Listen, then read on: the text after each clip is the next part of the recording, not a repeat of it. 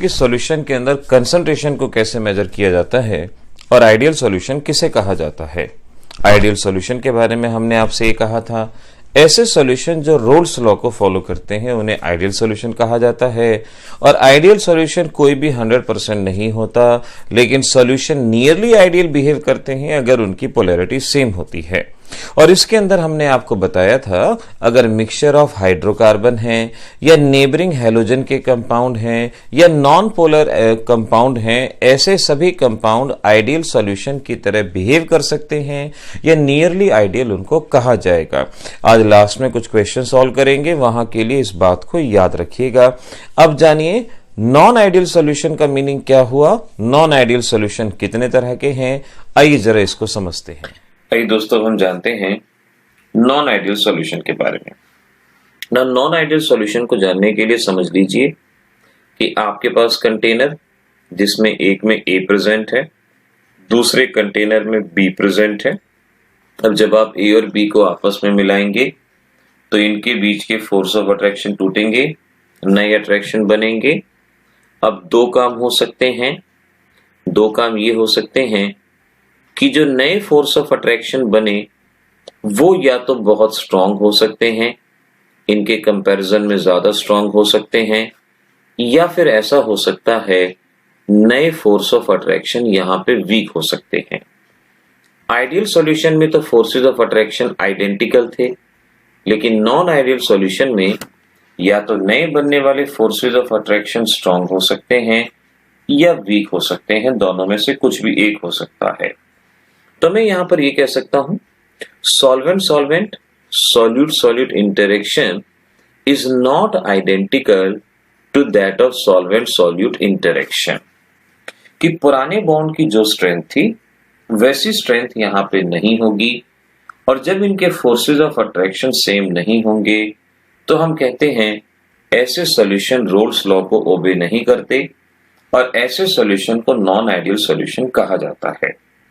यानी ऐसे सॉल्यूशन के लिए पार्शियल प्रेशर मोल फ्रैक्शन और vapour pressure in pure state के बराबर नहीं होता।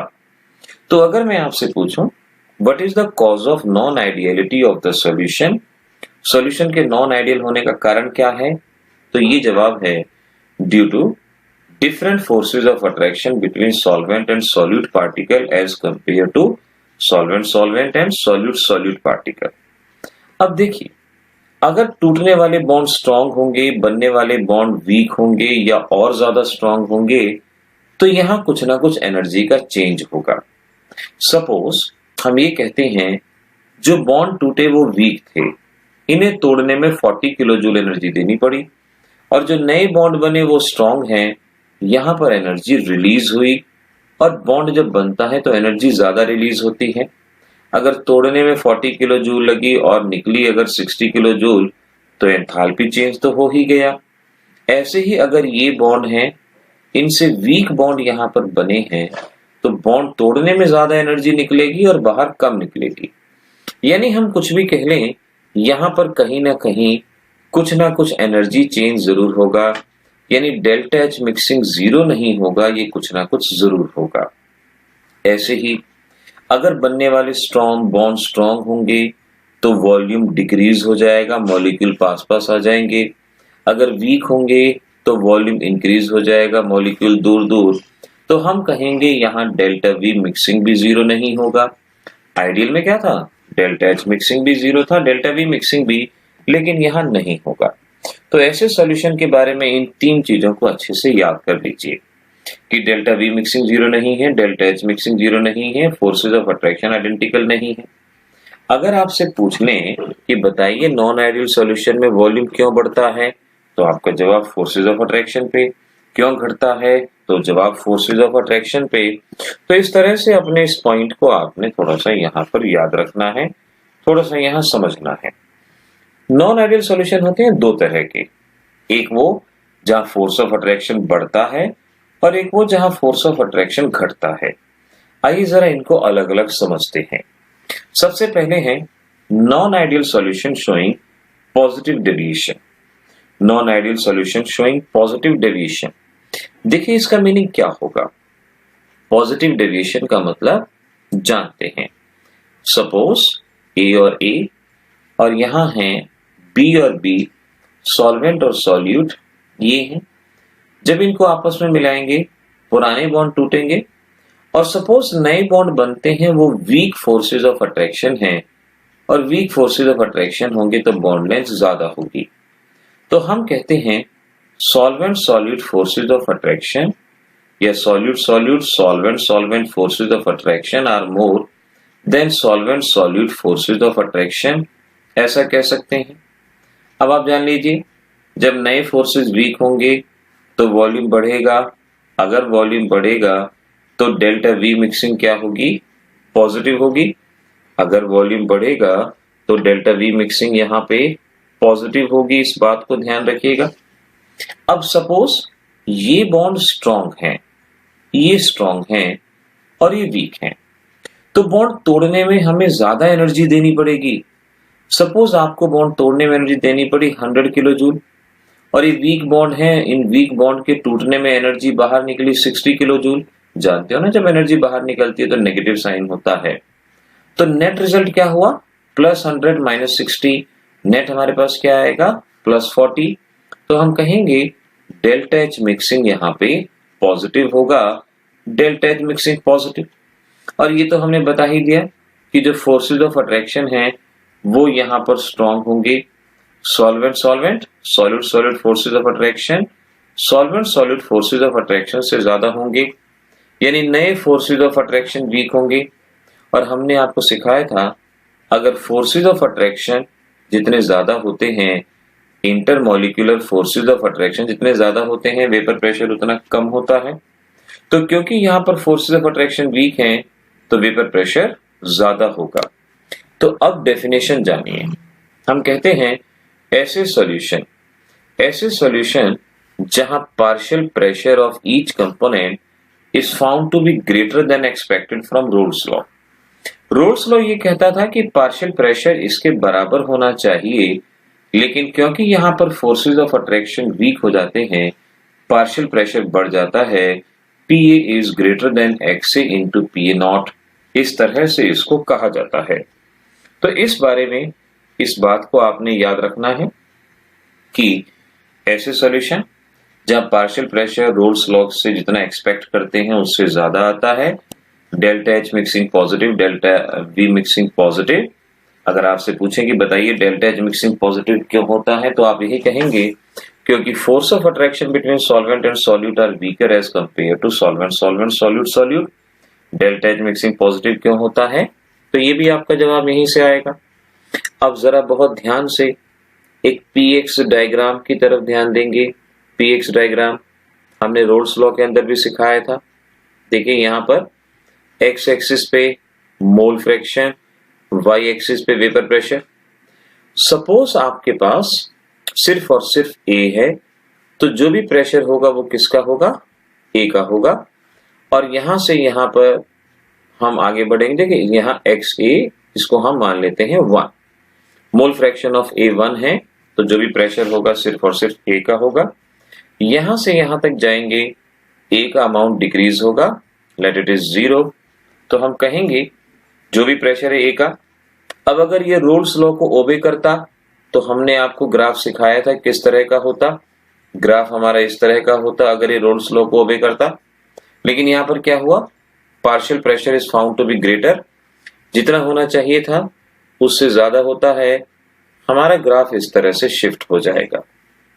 यहां पर हमारे पास सिर्फ और सिर्फ बी है, ए नहीं है, तो जो भी प्रेशर होगा वो सिर्फ और सिर्फ बी का होगा। यहां से इधर की तरफ जाएंगे तो लेट बी का अमाउंट डिक्रीज हो रहा है। अब क्योंकि बी का अमाउंट डिक्रीज होगा तो मोल फ्रैक्शन डिक्रीज होगा, तो वेपर प्रेशर डिक्रीज होगा। अगर हम रोल्स लॉ की बात मानते तो ये लाइन ऐसे होनी चाहिए थी, लेकिन यहां तो partial pressure is found to be greater, तो ये इस तरह से आएगा, it is found to be greater than expected from Raoult's law. और जब इन दोनों को हम मिला देंगे, ये सॉल्यूशन का वेपर प्रेशर होना चाहिए था, लेकिन यहां पर it is found to be greater than expected from Raoult's law. इस तरह से पीएक्स डायग्राम ऑब्जर्व होगा। तो ये है P A x A into P A naught, और ये रिप्रेजेंट कर रहा है P B x B into P B naught, और ये है आपके पास P टोटल। इस तरह से हमारे पास ग्राफ रहेंगे। Rules law for the solution showing positive deviation, इस तरह से ग्राफ रहेगा। अब एक इंपॉर्टेंट चीज यहां पर जान लीजिए बच्चों, एक इंपॉर्टेंट चीज यहां जरा समझ लीजिए, और वो इंपॉर्टेंट चीज है, देखिए गौर कीजिएगा। अभी हमने बताया कि ग्राफ क्यों इस तरह से दिखाया गया, अभी हमने बताया because of forces of attraction. अब यहां पर एक कंडीशन देखिए, ये एक ऐसी कंडीशन है जहां वेपर प्रेशर मैक्सिमम है, जहां वेपर प्रेशर मैक्सिमम है। और अगर आपको याद हो, वेपर प्रेशर अगर मैक्सिमम होता है तो बॉइलिंग पॉइंट वेपर प्रेशर के इनवर्सली प्रोपोर्शनल होता है। अभी मैंने बताया था vapour pressure inversely proportional to boiling point. तो वेपर प्रेशर अगर मैक्सिमम है तो यहां पर बॉइलिंग पॉइंट मिनिमम होगा। और अगर इस कंसंट्रेशन पे हम इन दोनों सॉल्यूशन को सेपरेट करना चाहेंगे तो हम सेपरेट नहीं कर पाएंगे। और ऐसे मिक्सचर को जहां पर लिक्विड को सेपरेट नहीं किया जा सकता, इसे एजियोट्रॉपिक मिक्सचर कहा जाता है। तो ये कंपोजिशन देखो, इस कंपोजिशन पे क्या होगा, ए अप्रोक्सीमेटली 5, इसका 0.5 इसका मोल फ्रैक्शन होगा, ऐसे बी का मोल फ्रैक्शन भी अप्रोक्सीमेटली 0.5 होगा। तो एक ऐसी कंडीशन जहां इन दोनों का मोल फ्रैक्शन इतना है, ये मिक्सचर है, अगर आप इसे सेपरेट करना चाहेंगे तो सेपरेट नहीं कर सकते। इसे एजियोट्रॉपिक मिक्सचर के नाम से पहचाना जाता है। क्योंकि वेपर प्रेशर मैक्सिमम है तो इसे मैक्सिमम वेपर प्रेशर एजियोट्रॉप भी कह सकते हैं, या मिनिमम बॉइलिंग एजियोट्रॉप के नाम से भी इसको पहचान सकते हैं। आपने ये याद रखना है, इन्हें मिनिमम बॉइलिंग एजियोट्रॉप के नाम से पहचाना जाता है। तो मिनिमम बॉइलिंग एजियोट्रॉप क्या हुए, ऐसे मिक्सचर जो पॉजिटिव डेविएशन शो करते हैं, जहां वेपर प्रेशर मैक्सिमम होता है, बॉइलिंग पॉइंट मिनिमम होता है और हम इन्हें सेपरेट नहीं कर सकते, इसे हम मिनिमम बॉइलिंग एजियोट्रॉप के नाम से पहचानते हैं। तो बड़े ध्यान से इस चीज को अंडरस्टैंड करिए, मिनिमम बॉइलिंग एजियोट्रॉप को समझिएगा। अब एनसीईआरटी के इस क्वेश्चन पे ध्यान दीजिए, what does molecular interaction play in the solution of alcohol and water. अब इस तरह के आंसर को अगर आप अपनी बुक्स में देखेंगे, बड़ा भयानक आंसर दिया जाता है। सीधी सी बात है, एक वाटर है, वाटर में आप जानते हैं स्ट्रॉन्गर हाइड्रोजन बॉन्डिंग होती है। एक अल्कोहल है, यहाँ फोर्सेज ऑफ अट्रैक्शन वीक होते हैं, हाइड्रोजन बॉन्ड वीक होता है। तो जब आप अल्कोहल को वाटर के अंदर डालते हैं तो इनके बीच का फोर्स ऑफ अट्रैक्शन टूटता है और अल्कोहल यहाँ पर आता है, और नए बनने वाले फोर्सेज ऑफ अट्रैक्शन वीक होते हैं। अगर नए बनने वाले फोर्सेज ऑफ अट्रैक्शन वीक होते हैं तो उसे हम पॉजिटिव डेविएशन के नाम से जानते हैं। तो हम कहेंगे due to splitting of stronger hydrogen bond of water by alcohol it result in non ideal solution with positive deviation. इस तरह से आप इस क्वेश्चन का जवाब दे सकते हैं। क्वेश्चन भी आपके एक ही नंबर का आना है, जवाब दिया जा सकता है। तो जहां भी स्ट्रॉन्ग बॉन्ड टूटते हैं और वीक बॉन्ड बनते हैं, ऐसे सॉल्यूशन हमेशा पॉजिटिव डेविएशन को शो करते हैं, इस बात को याद रखना। अब ये कुछ एग्जाम्पल हैं, इन एग्जाम्पल को चाहे तो लर्न करो चाहे समझो।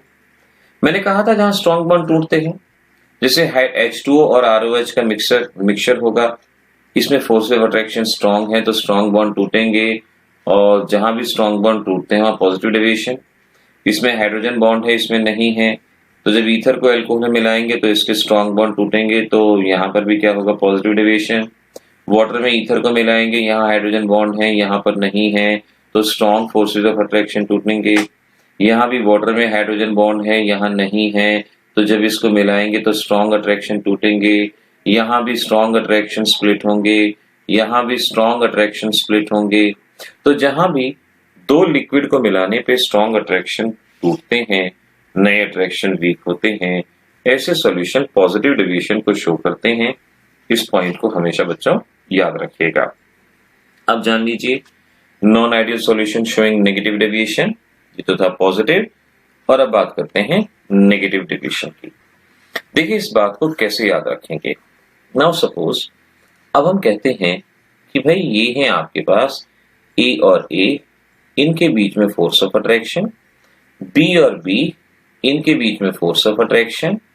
आपने इनको मिला दिया, नए फोर्स ऑफ अट्रैक्शन बने, जो कि स्ट्रॉन्गर फोर्सेस ऑफ अट्रैक्शन थे, यहां पर बनने वाले फोर्स ऑफ अट्रैक्शन स्ट्रॉन्ग है।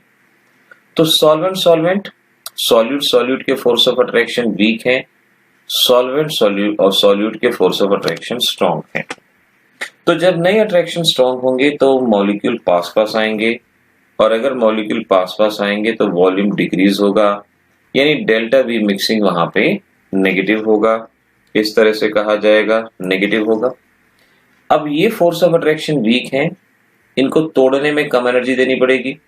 सपोज तोड़ने के लिए एनर्जी देनी पड़ी 60 किलो जूल। ये स्ट्रॉन्ग फोर्सेस हैं, ज्यादा एनर्जी बाहर निकलेगी। ध्यान रखना, जब बॉन्ड बनते हैं एनर्जी बाहर निकलती है, जितने स्ट्रॉन्ग बॉन्ड बनेंगे उतनी एनर्जी बाहर निकलेगी। तो इस तरह से नेट रिजल्ट क्या होगा, डेल्टा एच नेगेटिव होगा।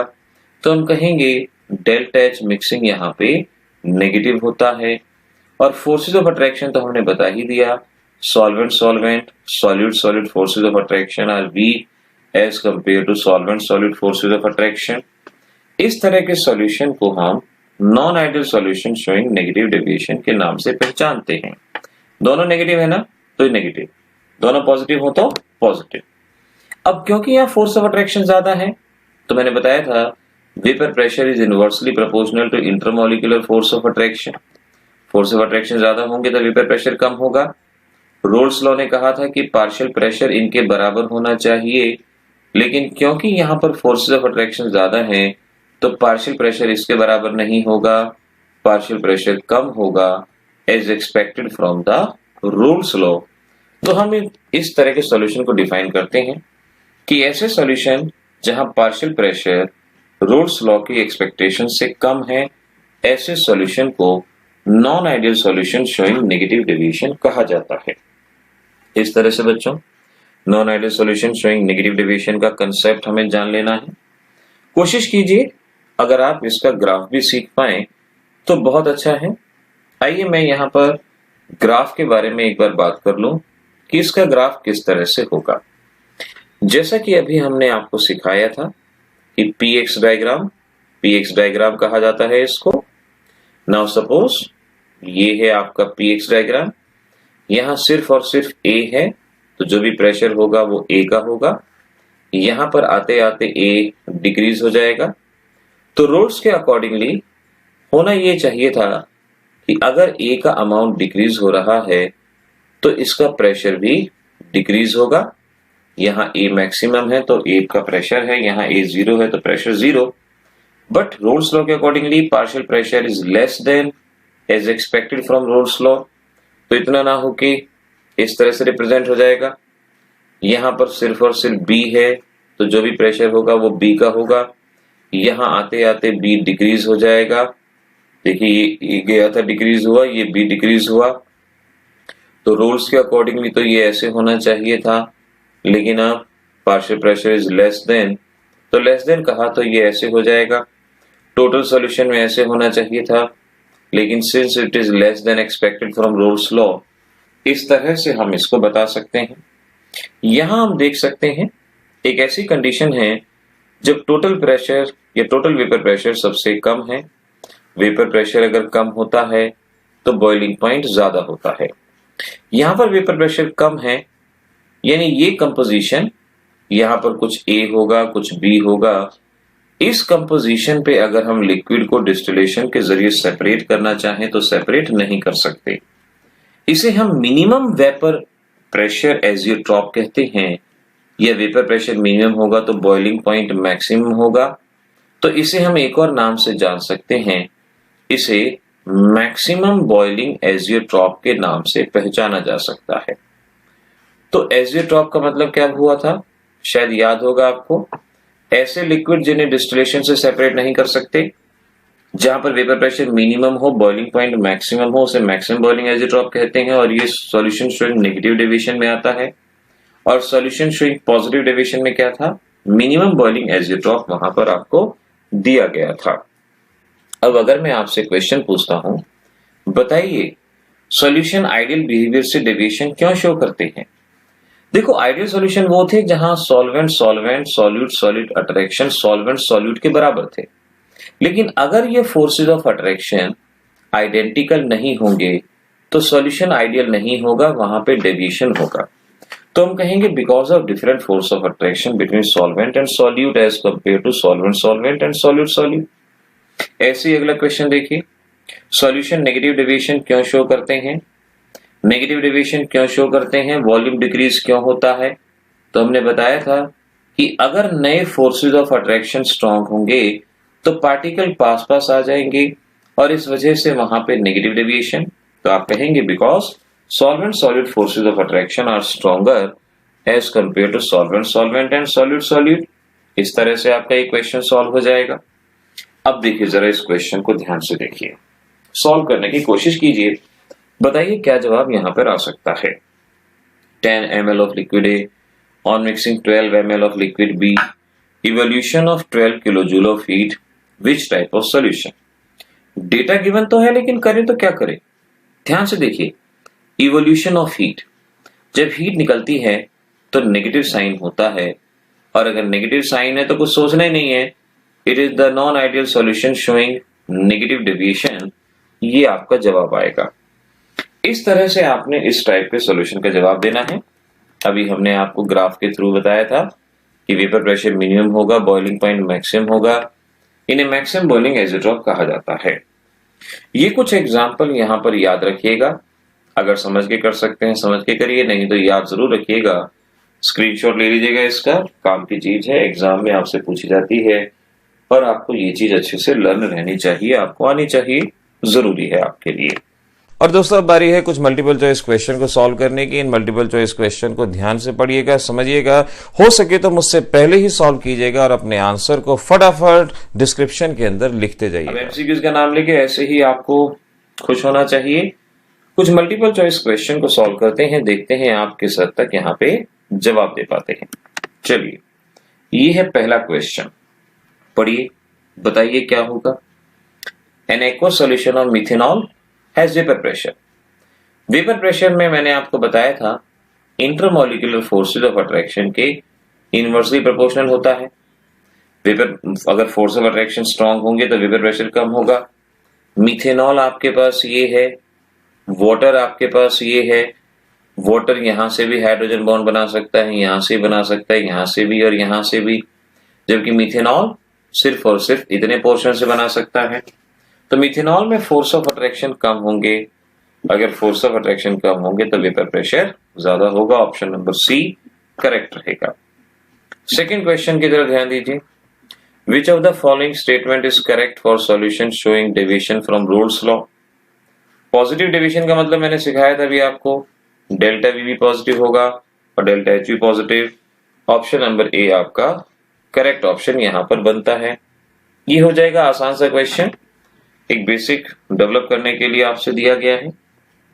अब जरा इन क्वेश्चन को ध्यान से पढ़िए और जल्दी से इनके जवाब बताइए क्या होगा, फिर मैं आपको आंसर बताता हूं किस तरह से।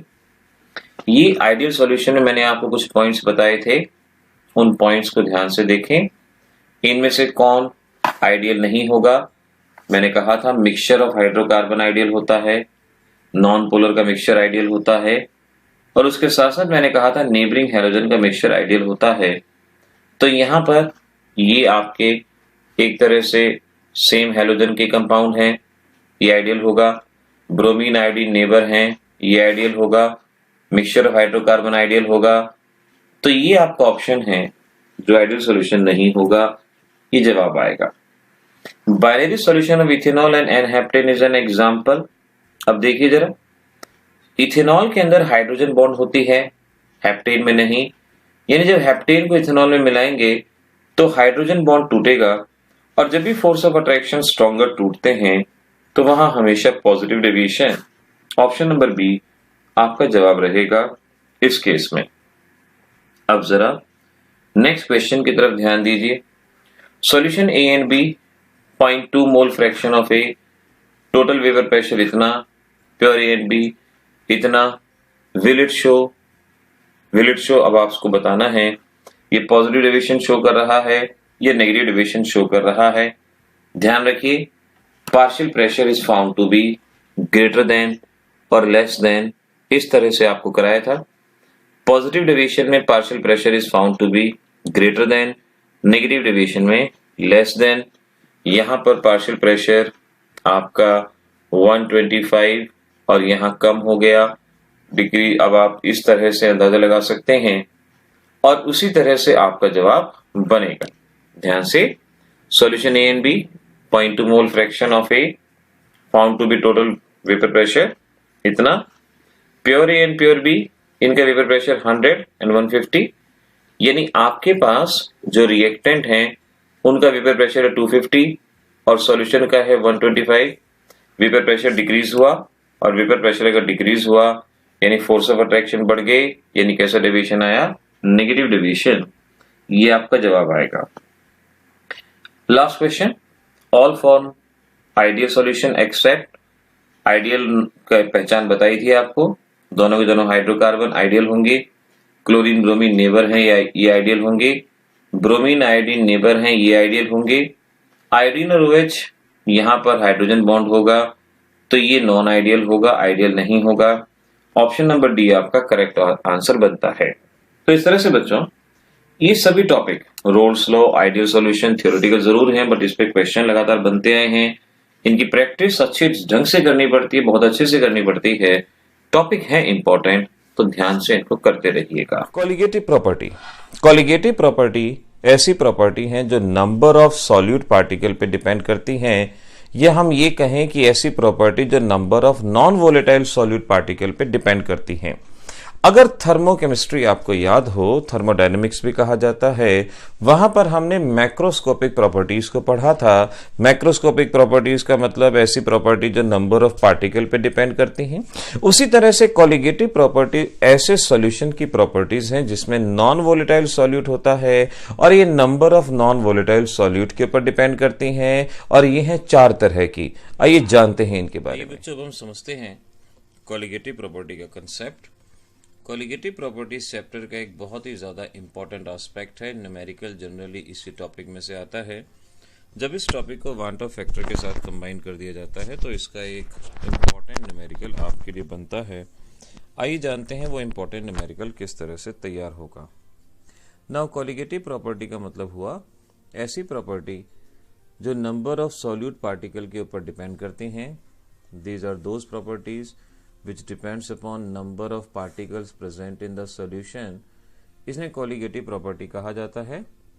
एक बात हमेशा ध्यान रखिएगा कि ये प्रॉपर्टी सिर्फ वही सॉल्यूशन शो करते हैं जिनमें नॉन वोलेटाइल सॉल्यूट होता है।